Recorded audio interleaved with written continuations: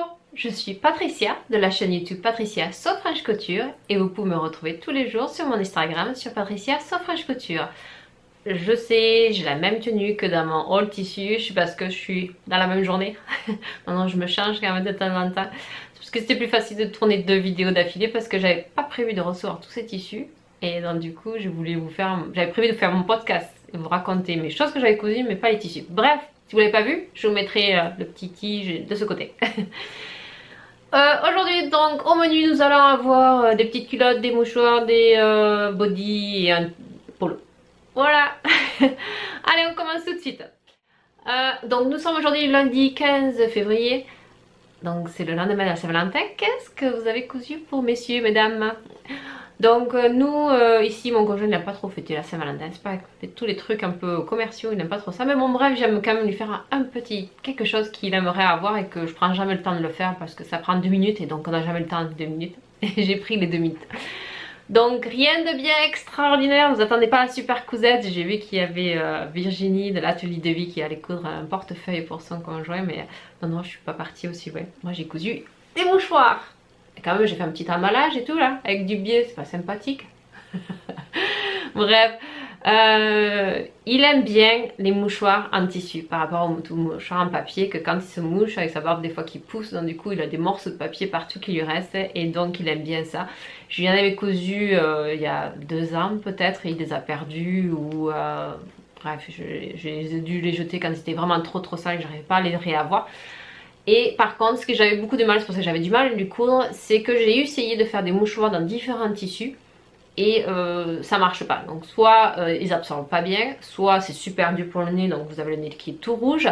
Et c'est vrai que là il y a quelqu'un qui avait dit, j'avais trouvé ça sur internet, les mieux c'est les tissus, vos draps de lit. Et c'est vrai que, donc j'attendais que parce qu'à force de faire plein de masques, donc du coup on n'a plus de tissus qui viennent des draps de lit. Et là j'attendais, très bien on change le lit de ma fille, donc j'ai gardé tous ces draps parce qu'ils étaient trop petits maintenant et je lui ai lavé bien sûr. Et puis je les ai coupés et j'ai fait des mouchoirs. Je l'ai fait dans la taille, c'est tout simple, un carré de 25 cm, 25 sur 25. Et après je fais un ourlet étroit avec ma surjeteuse, tout simplement, tout autour. Et après je rentre les fils dans les angles. Et puis voilà, donc j'en ai fait 7. Il y en a déjà quelqu'un apparemment qui sont partis. Donc ça lui a fait plaisir. Et voilà, petit cadeau tout simple pour la Saint-Valentin, qui coûte pas cher. Deuxième petit moyen projet, ça dépend pour vous. Moi j'aime bien personnellement me coudre des sous-vêtements, j'en profite, vu que je couds moi, je me fais des trucs sympathiques. Donc j'aime beaucoup la dentelle aussi.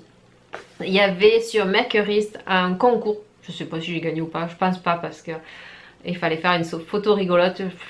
Je trouve que j'ai du mal à faire des photos. Déjà à faire des photos, j'ai du mal à prendre les bons angles et les trucs. Bon, bref, mes photos sur Instagram sont vraiment très banales. Et donc du coup j'ai quand même pris la photo, je l'ai montré sur Instagram déjà. Bon, pour celles qui n'ont pas Instagram, n'est-ce pas Véro, je vous montre. Donc voilà, c'est la culotte Léonie qui était le patron qui était gratuit sur Instagram. Ça allait de la taille 34 à 50. Moi d'après mon tour de hanche, donc j'ai un tour de hanche de 87 cm, donc je suis partie en taille 38 et les marges sont incluses.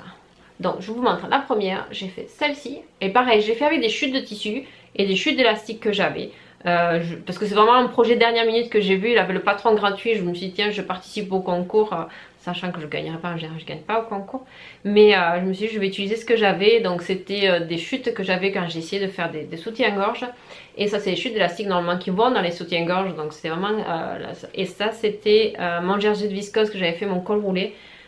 Et le t-shirt de ma fille avait la licorne. Donc voilà, donc j'avais fait celle-ci. Et après j'ai fait un rouge et noir. Donc non j'ai pas, oui il neige déjà dehors, c'est pas grave, on n'est pas à ça près. Donc voilà, le rouge et noir, donc j'ai fait la dentelle ici, donc je trouve ça super sympathique, les découpes qu'il y avait sur le devant. Le fond de culotte il est en fait en burrito, donc du coup vraiment vous avez aucune couture apparente. La différence que j'ai entre les deux, donc ici j'ai utilisé du biais à élastique et ici j'ai utilisé donc les élastiques normalement qui sont faits de soutien-gorge, ou moi je suis juste pour la culotte aussi parce que je trouve que les élastiques de culotte ils s'usent rapidement. Je trouve que c'est pas, moi j'en suis pas satisfaite. Pourtant j'achète dans un bon magasin de mercerie par rapport aux sous-vêtements, mais Je trouve que ça dure pas. Moi ce que j'adore personnellement, m'en suis fait plein de sous-vêtements de culottes et je trouve que ça dure bien dans le temps, c'est le biais élastiqué quoi. Donc c'est un biais moi que je pose avec ma recouvreuse et donc j'ai un pied en fait qui me, normalement c'est pour mettre un biais qui replie directement votre biais sur votre tissu. Mais là je mets l'élastique aussi dedans et en fait ça le ferme, on parle en français merci. Ça le ferme en deux et après ça vous fait votre point de recouvrement. Et donc du coup ça vous fait ça à l'extérieur. Et après à l'intérieur je mets un fil mousse. Si vous avez vu ma vidéo fil mousse comment les mettre dans les babylocks. Et donc du coup je fais comme ça. Moi je trouve ça super bien parce que c'est vrai que souvent c'est super facile à je trouve avec la surjeteuse. Et je mets pareil pour coudre ici je pars sur un 4 fils avec des fils mousse dans les boucleurs. Je me mets à avoir 0,5 mm en fait de couture parce que j'arrive à régler ça sur ma surjeteuse. Je trouve ça super bien les élastiques avec mon pied à élastique parce que vous ne devez pas gérer, quand vous cousez des sous-vêtements, il faut vraiment gérer, quand vous faites surtout la machine à coudre, et c'est ce qu'on vous explique souvent, c'est faire la machine à coudre. Moi j'ai pas trop suivi les informations, je sais pas si c'est bien expliqué ou pas parce que j'ai l'habitude de coudre des sous-vêtements. Mais normalement il faut tirer plus ou moins et laisser partir votre tissu, votre élastique au fur et à mesure. C'est vraiment un jeu à apprendre et en fait à s'habituer à faire. Et c'est vrai que des fois ça marche, des fois vous tirez un peu plus, vous tirez un peu moins, donc du coup vous avez une fesse qui est plus serrée, l'autre qui est moins serrée. Et je trouve qu'avec ce pied double pli râtelier, je vous mettrai la photo si je l'ai. Et je trouve que ça va, vous mettez votre élastique dedans et puis ça serre plus ou moins et c'est vrai que c'est nickel, ça marche vraiment bien. Donc voilà. Je l'ai fait en couture ouverte. Quand je pose le billet automatiquement il faut que vous soyez en couverture ouverte pour le finir, le recommencer. Donc du coup en fait je me retrouve, c'est vrai, avec un petit tas. Par rapport si vous posez un billet avec votre machine à coudre, vous pouvez cacher en fait cet endroit là, vous voyez là. Donc, du coup moi je suis ouverte et après je reviens et je fais un petit point à la main pour que ça reste bien à plat. J'ai voulu tenter, je me suis dit tiens pourquoi pas faire une couture fermée, on l'essaye. Après c'est à vous de voir qu'est-ce que vous préférez. C'est vrai que si vous préférez ce niveau là qui est un peu moins, qui est un peu grassouillé ici là, qui c'est vrai que ça fait des épaisseurs, ou sinon si vous voulez le faire en couture fermée, vous voyez j'ai un léger décalage ici parce qu'on a vraiment du mal à bien rester droit quand on utilise ce pied là. Donc c'est vrai qu'il y a le côté bien qu'on n'a pas besoin de gérer la pression de l'élastique, mais après l'autre côté où la finition est un peu moins belle qu'à la machine à coudre. Par contre c'est vrai qu'ici donc du coup que c'est un élastique, donc je l'ai monté donc d'abord sur l'endroit et après j'ai retourné, donc du coup mon tissu se retrouve à l'intérieur en sandwich et qu'on ne voit rien. Je suis un peu débordée, j'aurais pu rafistoler. Et je vous montre un endroit où c'est joli, je vous montre un endroit où c'est moche. Donc là voilà, donc je l'ai cousu en 2 fois. Pareil au point de recouvrement, moi j'aime bien le point de recouvrement. Bon j'ai pas utilisé mon pied mais je l'ai fait au point de recouvrement. Je trouve que ma surjeteuse recouvreuse a une meilleure gestion d'avancer le tissu par rapport à ce que je lui donne des choses en fait. Je trouve vraiment par rapport à ma machine à coudre, même si j'ai utilisé le pied à double entraînement, je trouve qu'il avance moins bien, qu'il tire beaucoup et que là j'arrive mieux à gérer. Bon après peut-être parce que j'utilise beaucoup ma surjeteuse et beaucoup ma recouvreuse, donc je suis habituée. Mais par rapport à... Pourtant j'utilise beaucoup ma machine à coudre, mais j'ai eu beaucoup de mal. Tout ce qui est élastique, je trouve que ça gondole, ça reste pas plat. Bref, je vous montre l'endroit où c'est moche, où vous voyez quand même le tissu ressortir que j'aurais pu. Bon, bref, il suffit que je le recoupe. Vous voyez là, quand je l'ai retourné, j'ai essayé. Voilà. Mais voilà, donc je les aime beaucoup. Je les ai essayés. La seule chose, je trouve que ce patron il est bas. Alors moi j'ai pas non plus des fesses de Kardashian, mais je le trouve assez bas. Et c'est vrai quand je lis les commentaires de différents sur Instagram, et donc vu qu'il y avait ce concours, il y a plein de gens qui marquaient des commentaires. Apparemment je ne suis pas la seule. Les gens ont fait beaucoup de modifications par rapport à ce patron là. C'est un patron gratuit, donc essayez si vous voulez tenter de faire du sous-vêtements. Moi j'aime beaucoup l'empiècement sur le devant, donc comme on vous l'explique à faire. Mais oui, c'est vrai que si vous n'avez pas de fesses, allez-y quoi. Mais souvent les gens ce qu'ils ont fait c'est qu'ils ont tout remonté quoi. Ils ont remonté ici un petit peu, ils ont remonté après. Et je l'ai lu avant de la faire, je me suis dit oh ça va aller, je suis pas non plus des fesses. Mais bon, non c'est vrai que je le trouve. Si vous aimez vraiment les culottes très basses, oui pourquoi pas, allez-y. Prochain, un peu plus grand projet. C'était, j'imagine vous connaissez Sandrine d'SB Création, je crois pas le dernier podcast, le podcast d'avant, elle avait, je vous mettrai le lien en dessous. Elle avait fait en fait, elle avait fait un body, le body Diane, qu'elle avait trouvé sur Makerist, et je crois qu'elle l'avait acheté pendant les promotions aussi, elle l'avait payé que 2 €. Et ils ont refait des promotions, et moi quand je l'ai vu parler de ce body Diane, je me suis dit, oh, waouh, mais il a l'air super intéressant, moi qui n'ai jamais fait de body, j'aimerais bien m'essayer à faire des body. Et donc du coup, quand j'ai vu qu'ils faisaient des promotions à 2 €, j'ai sauté sur l'occasion, je l'ai acheté. Donc du coup, je vais beaucoup comparer comment elle l'a présenté et puis essayer de moi changer des choses par rapport à les défauts qu'elle a trouvés, et puis je vous dirai après aussi. Donc tout d'abord, ce body, il va de la taille 34 à 46. Si vous allez sur makerist.fr, donc vous pouvez télécharger gratuitement les vidéos parce qu'il n'y a pas d'explication écrite. Donc du coup, vous pouvez aller directement sur le site de Makerist et voir comment elle réalise son body. Le tableau des mesures, donc Sandrine se disait c'est un peu bizarre, ils ont pris une photo de Burda et nous ont mis ça. J'ai l'impression que vu qu'elle a fait son podcast et que quelqu'un a dû entendre ça, c'est terminé, il est plus là. Donc vous n'avez plus de tableau de mesure. Et là je me suis dit mais quelle taille je fais, j'aimerais bien me voir. Et puis je me suis dit bon, mais vu qu'elle a dit ça, j'étais sur Burda et regardez, bon d'habitude je fais un 36 chez Burda. Je sais que Sandrine SB Création fait un 36. Moi je fais un 36 boulotte, mais elle par contre elle est parfaite. Et donc du coup je suis partie sur un 36 parce que j'ai un tissu que j'avais. Donc elle, c'est vrai qu'elle disait qu'elle avait peut-être pas l'extensibilité qu'il fallait. Donc et en plus elle avait pris des marges de couture de 7 mm au lieu de 5 mm. Donc c'est vrai que ça lui allait, mais c'était quand même bien serré. Donc moi je me suis dit je vais prendre un tissu qui est un peu plus extensible. Plus j'arrive à régler avec ma surjeteuse d'avoir avoir un surjet de 5 mm. Donc du coup je vais quand même rester sur la taille 36.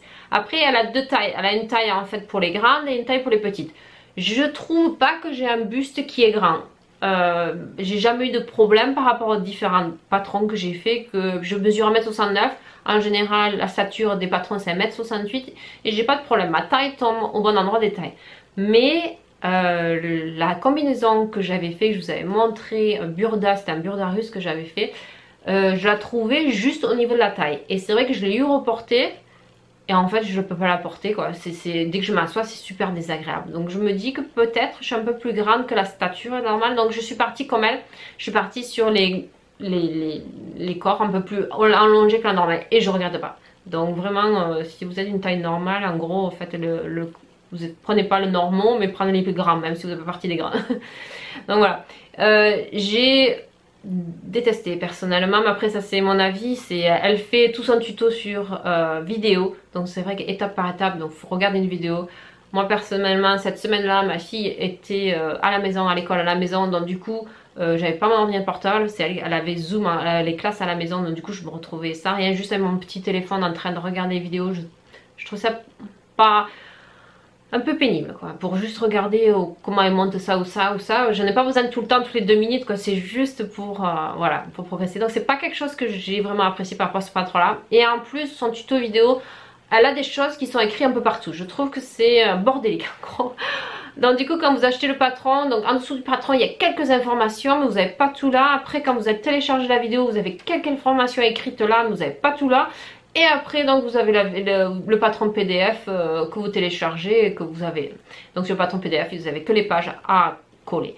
Ça aussi, ça c'était un problème. Donc je sais pas, bon peut-être pas pour vous en France, mais les gens qui habitent ici au Canada, aux États-Unis, nous les imprimantes ici c'est en format US, donc letter.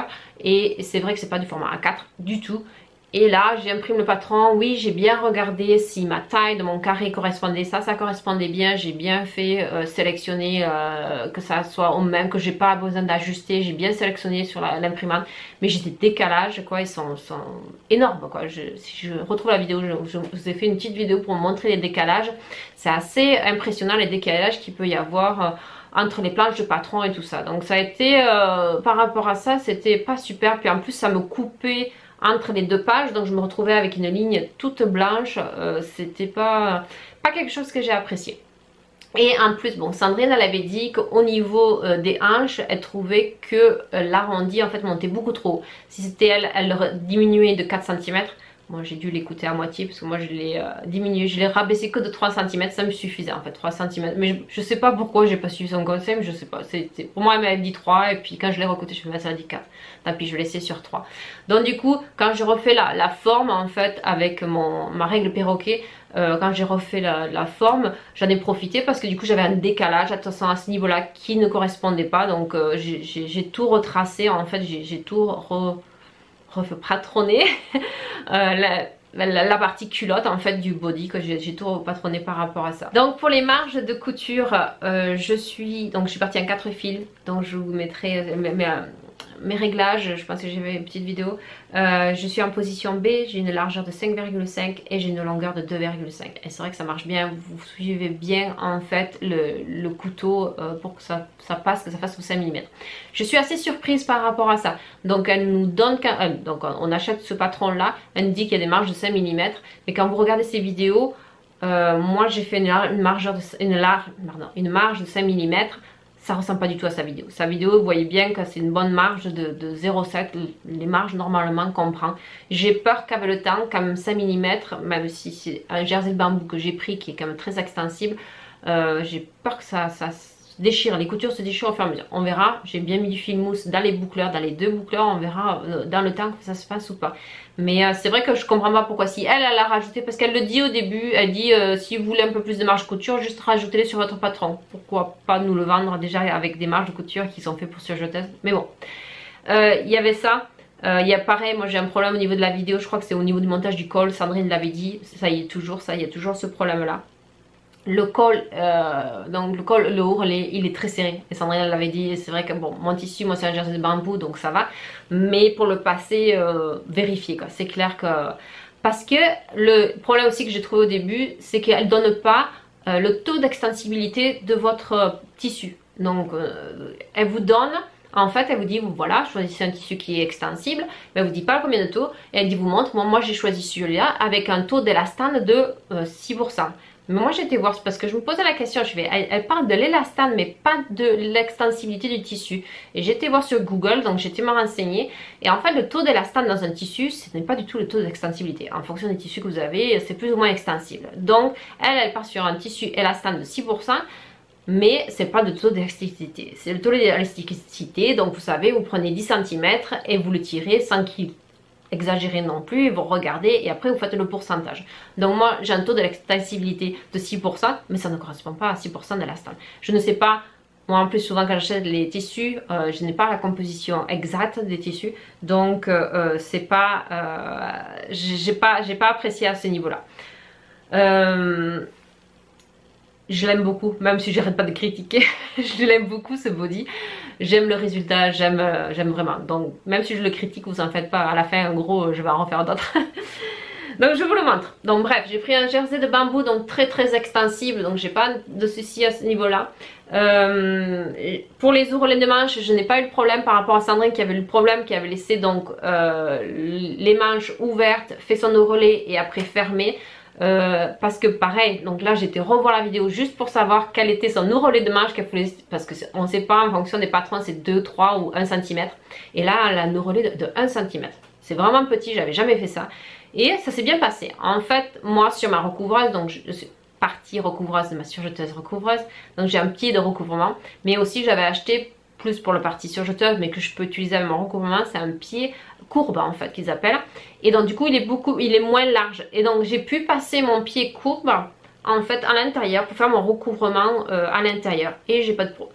Je vais vous montrer de plus près, j'ai pas eu de problème à ce niveau là. Voilà, mon recouvrement. Et par contre c'est que 1 cm de... Donc c'est vrai que ça me paraît petit, mais bon c'est bien passé. Ça passe sans problème sous ce pied là. En bas, j'avais prévu d'utiliser l'élastique que je vous ai montré à biais, en fait un biais élastiqué, et j'avais prévu d'utiliser ce noir là pour que ça fasse tout un ensemble noir. Puis quand j'ai fait mes culottes, je me suis dit mais je n'ai plus, comment je fais? Bref, il m'a resté du blanc, je me suis dit de toute façon personne va le voir. Oui, j'ai que moi qui vais le voir. Et donc du coup tant pis, je l'ai fait blanc. Donc c'est vrai que mon élastique est blanc et c'est un biais. Et pareil, comme la même méthode que j'ai utilisée pour mes culottes, j'ai utilisé la même chose. Je tire pas plus ou moins, j'ai pas besoin de gérer tout ce problème que souvent les gens ont. Donc je Je vois que j'ai un fil là, quand je le montre j'ai un fil, bref. Et donc du coup voilà. J'ai pareil, j'ai monté ça, par contre c'est vrai que c'est étape par étape, cliquez sur la vidéo, pause, je fais quelque chose, cliquez sur la vidéo, bref.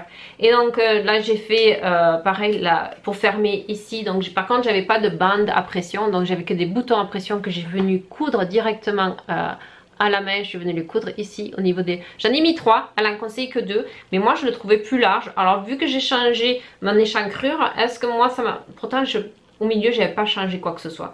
Et c'est vrai que moi elle est plus large que ce qu'elle montre. Ça me dérange pas, je l'ai porté, je l'ai lavé et ça me dérange pas le commencer.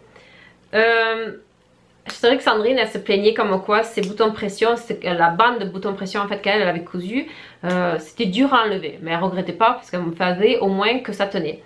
Moi je mets ça, donc j'étais avec ma fille et puis je me baisse et maman tu pourrais dire pardon parce que ça fait un bruit.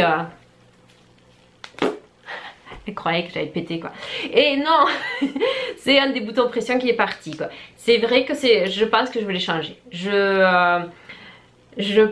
Je trouve que ces boutons de pression sont bien mais pas pour maintenir un body quoi. Je sais pas si je le conseillerais des boutons de pression comme ça quoi. C'est vrai elle a dit soit un bouton de pression que vous pouvez coudre à la main, soit une bande de boutons de pression. Je pense que les bandes de boutons de pression ou les autres vous savez pour les body, pour les bébés avec une pince et vraiment vous passez à travers et je pense que ça serait beaucoup mieux. J'aime beaucoup la finition.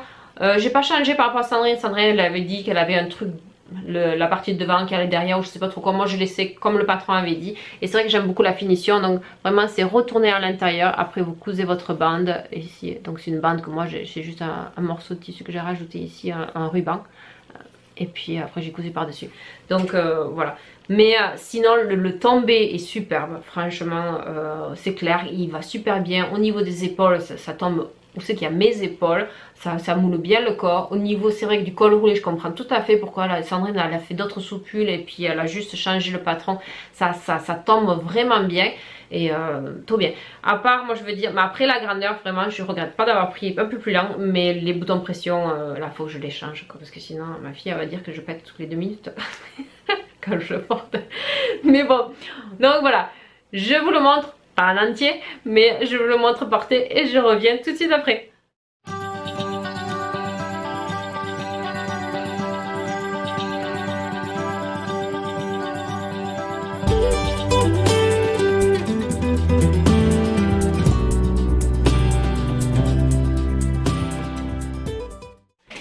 Et pour mon dernier petit projet, un peu plus gros projet, il y a quelques temps, l'année dernière, il y avait un concours de faire un pâte polo. Et en fait, j'étais super intéressée parce que je n'avais jamais fait de pâte polo et je voulais moi aussi essayer de faire un pâte polo. Mais j'avais du mal à trouver le tissu polo en fait pour faire un joli polo. Et en fait, je l'ai trouvé, enfin je l'ai trouvé après tout le monde, après que le concours soit passé, mais c'est pas grave.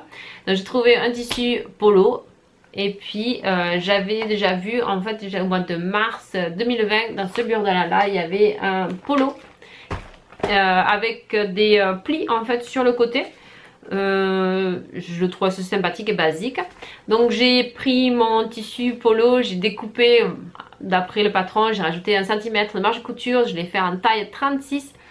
Et donc après à la recherche d'un tuto pâte polo parce que j'ai jamais fait ça. J'ai recherché dans les livres que j'avais aucune information pour me dire comment la coudre. Et il y a plusieurs tutos sur internet, mais le problème vu que j'avais déjà coupé mon patron par rapport à Burda, le seul tuto qui m'allait c'était celui-là de Munaso. En fait elle a un tuto pour les pâtes polo qui correspond à la façon dont on nous fait couper sur Burda. Donc c'est vrai que si vous ne coupez pas votre patron avant de rechercher les informations, il faudra modifier votre patron pour pouvoir suivre d'autres tutos. Bref, donc j'ai suivi sa façon de faire, c'est très bien expliqué. Je vous mettrai le lien en dessous et j'en suis assez contente. C'est ma première pâte polo et j'en suis vraiment contente. Autre chose, avant de vous le montrer, c'est pour ça que je ne vous le montre pas encore. Quand j'ai découpé mon patron, j'ai fait des repères. Et c'est vrai que j'utilise des crayons pour faire des repères. Je ne coupe pas dans une même journée. C'est vrai que moi je coupe plutôt le soir. Et souvent ça m'arrive de coudre un projet et ça dure 3 ou 4 jours. Donc je veux que quand je fasse des repères sur mes tissus, ils y restent. J'avais ce crayon là, celui-ci, ici. Il est un peu vieux maintenant. Et en fait le problème de ce le problème. Ce qui est bien, ce qui est pas bien, ce crayon là en fait c'est un crayon, donc c'est un feutre pour les tissus et il s'efface à la chaleur. Donc c'est vrai que si on mettait un coup de fer à passer, ça s'efface. Mais le problème c'est que nous on se chauffe au poêle ici et que des fois les températures, c'est sympathique, 26, 27 degrés dans la maison, mais ça me faisait disparaître mes repères. Donc je l'aime si je dois faire directement, si je fais mes repères, que je cours, je sais que je vais coudre et que je vais passer finir mon projet dans la même soirée, ça me dérange pas d'utiliser celui-là, mais au fur et à mesure j'en avais vraiment marre d'avoir des repères qui disparaissaient au fur et à mesure que je cousais sur plusieurs jours. Donc il y a celui-ci, et celui-ci normalement ils disent qu'il part à l'eau, et en fonction des tissus ça ne part pas à l'eau. Ça, alors on m'a dit fais attention quand tu le fais avec celui-ci, quand tu écris sur les tissus, ne le lave pas, fais-le partir d'abord avec de l'eau froide et après mets-le à la machine. Et là sur mon polo, je l'ai lavé à la main, toutes mes repères, donc oui c'était bien parti, ça faisait joli, mais le lendemain mon repère ressortait, mon bleu ressortait, c'est bizarre, alors je mettais plein d'eau et puis là mon repère ressortait, je me suis dit bon, même s'il ressortait, il était un petit peu, il n'était pas au même endroit, quoi. Il était un petit peu dilué un peu partout. Je me suis dit je vais passer à la machine, ça va aller, je lave la machine à 30, les taches ici sont encore. Et là, mais ces taches, c'est plus la couleur bleue que vous voyez ici, c'est vraiment une tache un peu jaune, un peu comme ça a vieilli. Et là, je vais dans les magasins, j'avais entendu dire que ça s'appelle Tide to Go. Donc c'est un crayon, en fait, vous frottez, c'est comme un feutre, comme un fluo, vous frottez dessus et ça enlève la tache. Et c'est vrai que ça marche super bien. Ça a bien enlevé mes repères, ça a bien enlevé mes repères. Donc j'ai commencé sur ma première manche. Pour les repères que vous avez ici au niveau des emmanchures, ça a bien enlevé. Mais j'avais mis une espèce de carton pour protéger en fait, pour pas que ça coule derrière. La deuxième manche, je sais pas, j'oublie, j'étais peut-être en l'air, je frotte, donc ça a bien enlevé sur le devant. Et je regarde l'arrière de ma manche et là j'ai une grosse tache jaune. Donc je vous montre.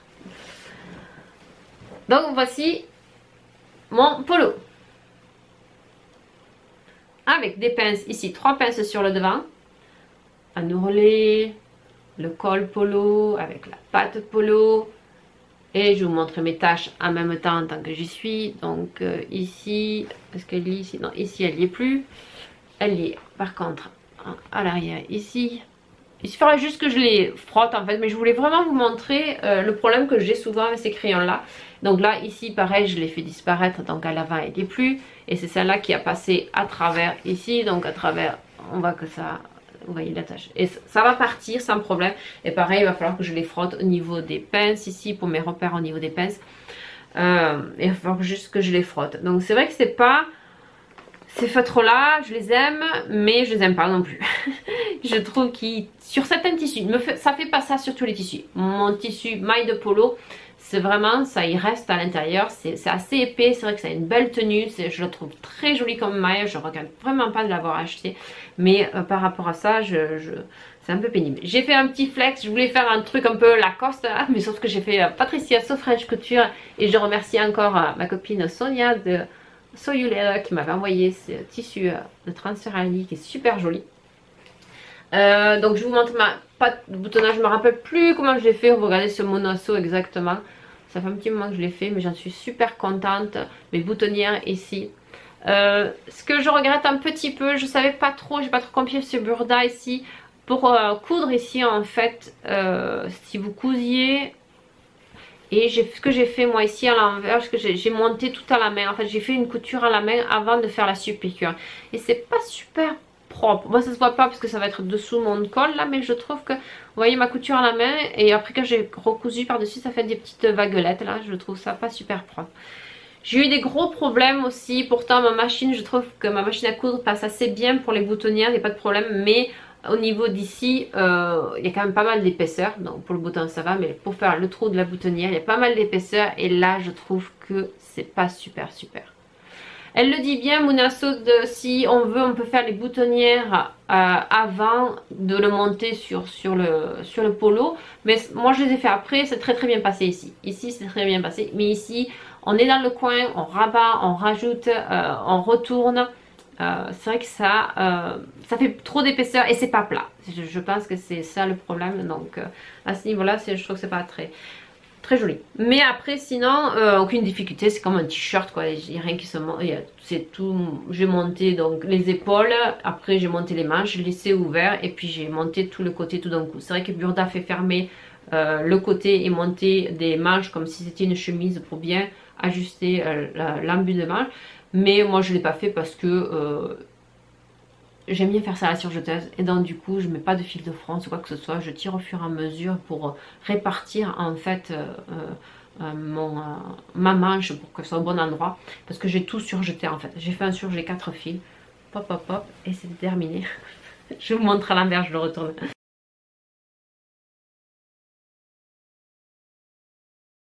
Donc voilà, donc à l'envers c'est juste un surjet 4 fils ici que j'ai fait voilà. Avec mon ourlet, un point de recouvrement ici pour le finir ici et puis le roulet du bas pareil j'ai fait un point de recouvrement. Que dire de plus ici, j'ai fait un point zigzag comme Nasso disait mais moi je n'ai pas fait la surjeteuse, j'ai fait sur un point zigzag pour le finir. C'est vrai que ça a fait un gros truc ici à l'intérieur mais moi j'en suis assez contente quoi. Je trouve que ma pâte polo je le referai, c'est je sais pas, c'est pas quelque chose qui me plaît en polo là quand je vois ces polos, c'est pas un truc que j'ai racheté en magasin. Mais là je trouve ça sympathique avec les plis qu'il y a sur le devant, ça donne notre style, je trouve ça assez joli, assez voilà, ça sort de l'ordinaire en gros. Donc voilà, c'est tout pour le polo, je regarde si j'ai marqué d'autres choses sur mes notes, mais oui j'ai oublié un grand détail. C'est que ce polo en fait il allait de la taille 17 à 21.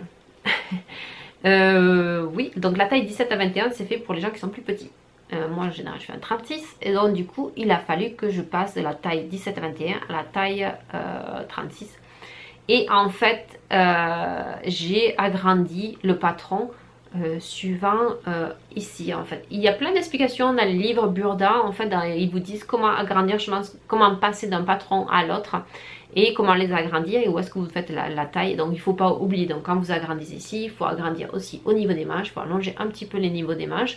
Donc c'est vrai que j'ai agrandi le buste pour que ça corresponde à ma stature et pas les statures pour... Donc parce que c'est une stature, la taille 17-21 c'est une stature 160, moi je fais 1m69.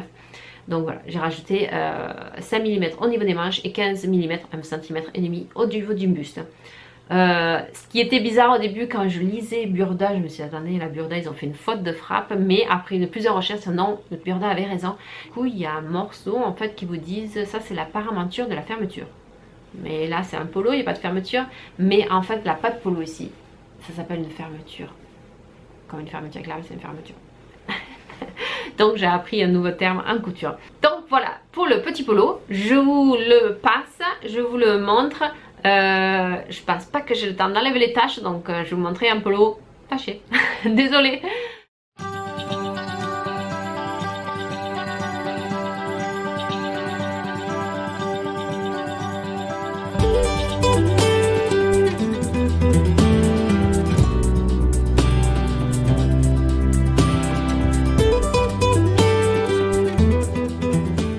C'est tout pour aujourd'hui, pour les coutures, pour mes coutures.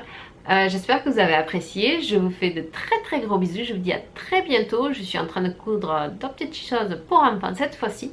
Et puis, bonne couture, bonne cousette, ciao, bisous.